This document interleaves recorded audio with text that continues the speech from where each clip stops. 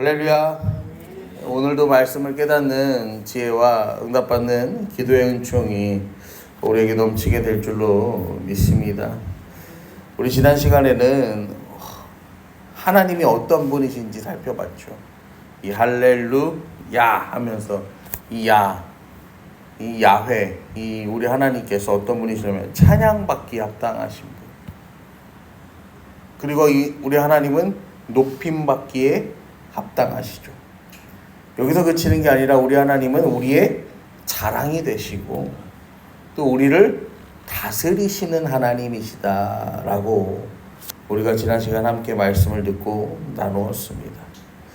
오늘 이 시간에는 이 찬양받기 합당하시고 높임받고 우리의 자랑이 되시고 우리를 다스리시는 이 하나님과 우리의 관계가 어떻게 맺어지고 어떻게 세워져야 하는지를 함께 살펴보며 은혜 나누는 시간 되기를 원합니다. 이 46절부터 50절까지 말씀을 먼저 보시면요.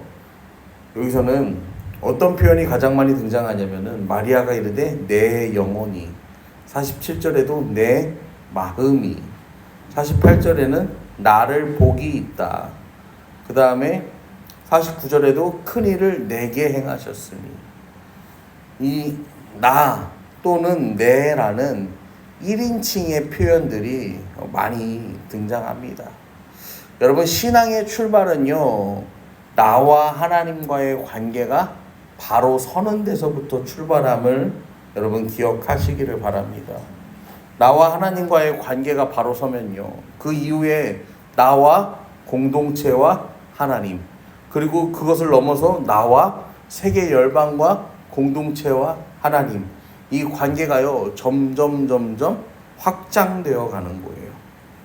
사무엘상 2장의 말씀을 보시면요, 한나가 기도하여 이르되 내 마음이 여호와로 말미암아 즐거워하며 내 뿔이 여호와로 말미암아 높아졌으며 내 입이 내 원수들을 향하여 크게 열렸으니 이는 내가 주의 구원으로 말미암아 기뻐함이니이다. 한나의 고백이 나옵니다. 여러분, 한나가요 어떤 상황에서 이 하나님 앞에 이렇게 기뻐하며 감사하며 기도합니까? 한나는 아들이 없었어요.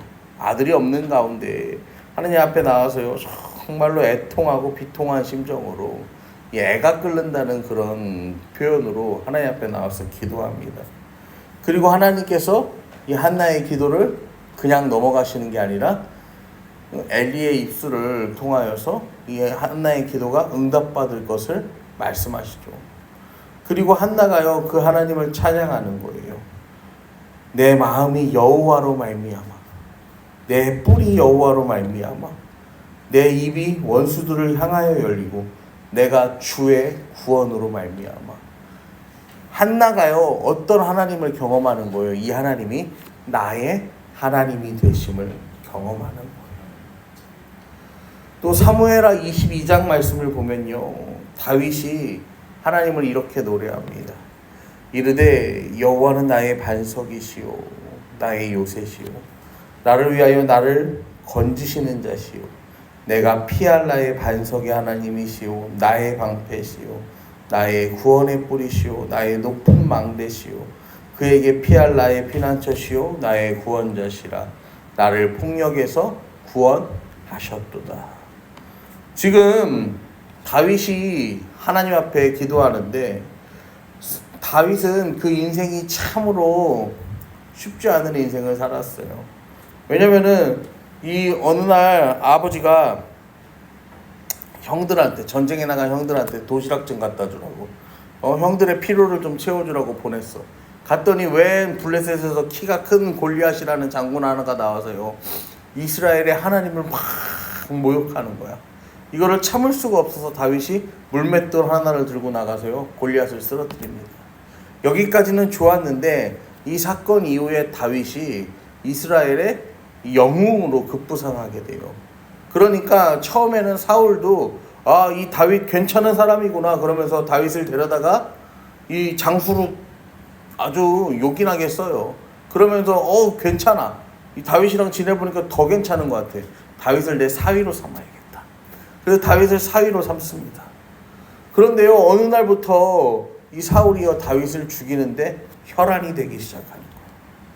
여러분 지금도요 3천이라는 숫자는 적은 숫자가 아닌데 이 다윗이요 사울한테 완전히 찍히고 난 다음에는요 다윗을 잡기 위한 특공대가 3,000명이요 그 좁은 이스라엘 땅을요 계속해서 맴돌면서요 다윗을 쫓아다닙니다. 그러니까요 다윗이요 하다 안 되겠으니까 이제 어디로 가요? 블레셋으로 가는 거예요. 여기서 몸을 이탁하는 거예요. 여기 가만히 있다가는 저 3천의 특공대에 내가 죽게 생겼으니까. 그런데요 여기서도요 잘 지내는데 왕이랑은 사이가 좋아. 근데 왕의 신하들이요 의심하기 시작하는 거야. 다윗이 살아야겠다 생각하면서 뭐합니까? 미친 척을 하는 거죠. 침을 질질 흘리면서 괜히 막 성벽에 머리를 막 들이받으면서 이 미친 척을 하는 거예요. 그렇게 도망해요. 그렇게 매일매일 생명의 위협을 경험했어요. 그리고 그 다윗이요 그 인생에 또 왕이 되지만 그 왕이 된 이후에도 하나님을 뭐라고 고백하는 거예요? 나의 하나님이라고 고백하는 거예요. 내 인생으로 내 힘으로요 무언가를 해볼 수 있을 것 같은 왕의 자리에 있어도요 하나님은 나의 반석이고 요새고 나를 건지시고 나의 방패가 되고 구원의 뿔이 되고 망대가 되고 피난처가 되고 구원자가 되고 폭력에서 구원하시는 분이라고 하나님을 노래합니다.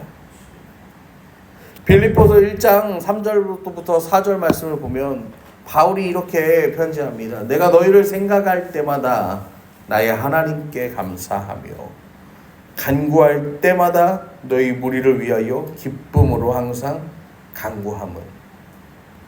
사도 바울이 빌립보에 보내는 편지예요. 사도 바울이 2차 선교 여행을 막 하는 가운데 어느 날 꿈에 한 사람이 나타나요. 마게도냐 사람인데 이 사람이 와서 뭐라고 합니까?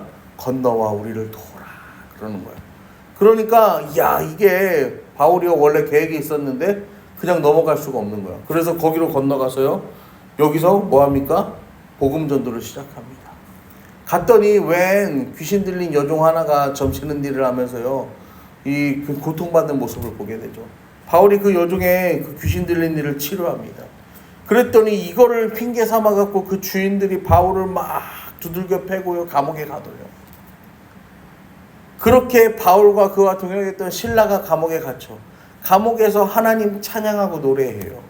그때 어떻게 됩니까? 그들의 착고가 풀어지고요 감옥문이 열려.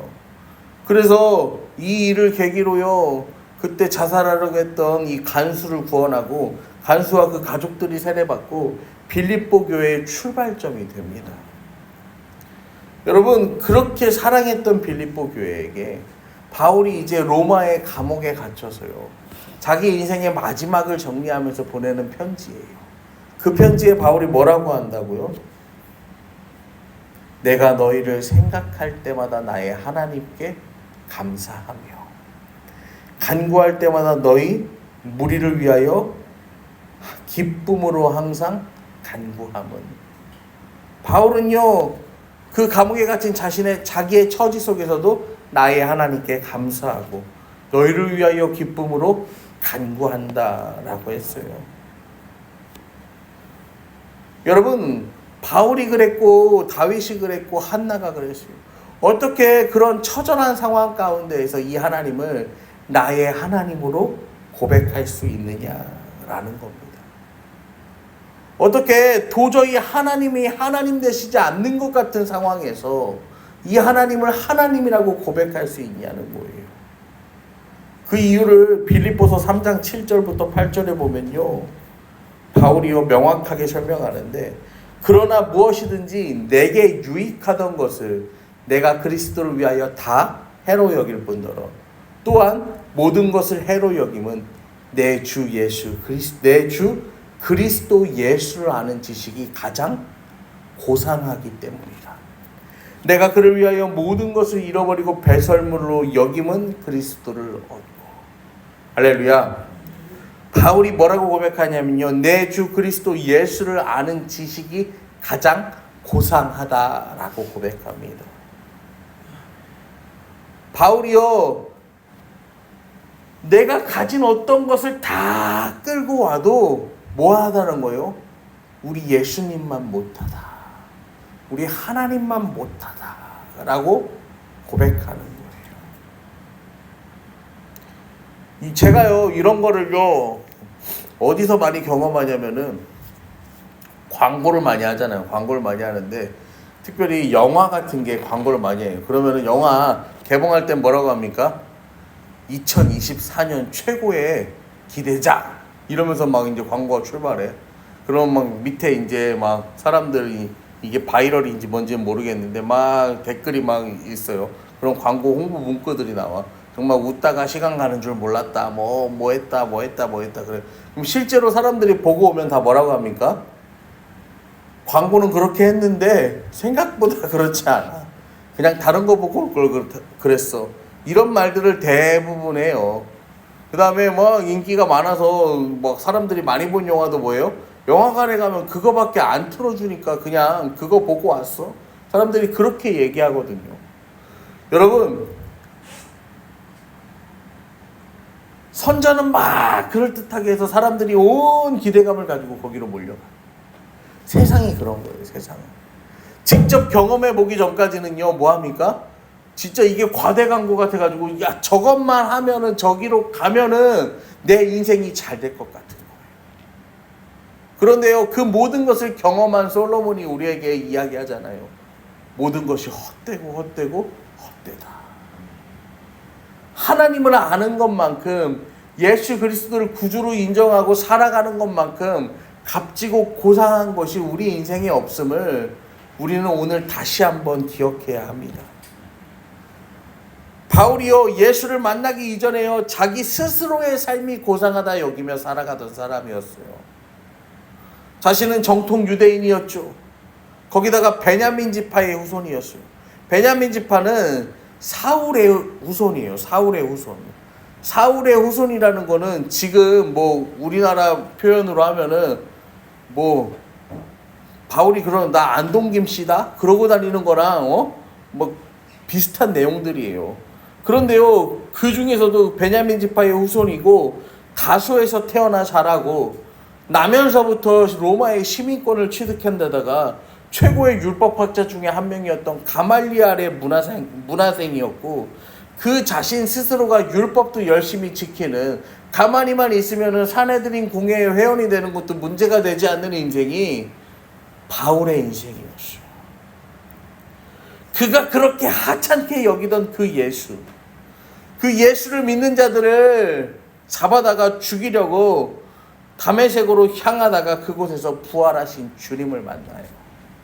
그리고 자기가 가장 고상하다 여겼던 자기의 삶의 모든 자랑들을 내버리고 예수를 가장 고상한 것으로 고백하였다라는 사실입니다. 바울의 인생에서요 그 하나님이요 어떤 나의 하나님이 되는 순간이에요. 그저 문자적으로만 알았고 그저 전에 듣기만 했던 하나님이요 이제는 나의 하나님이 되는 거예요. 여러분 오늘도 우리가 함께 기도하실 때예요.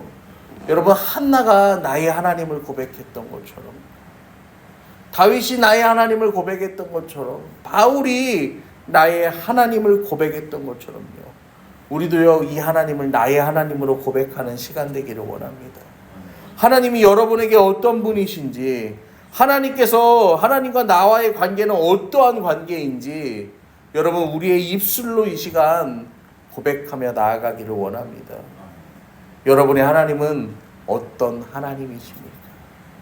오늘 이 시간 우리가 함께 고백하며 하나님 안에 우리가 거하고 하나님과 동행하는 은혜의 시간이 되기를 간절히 축원합니다.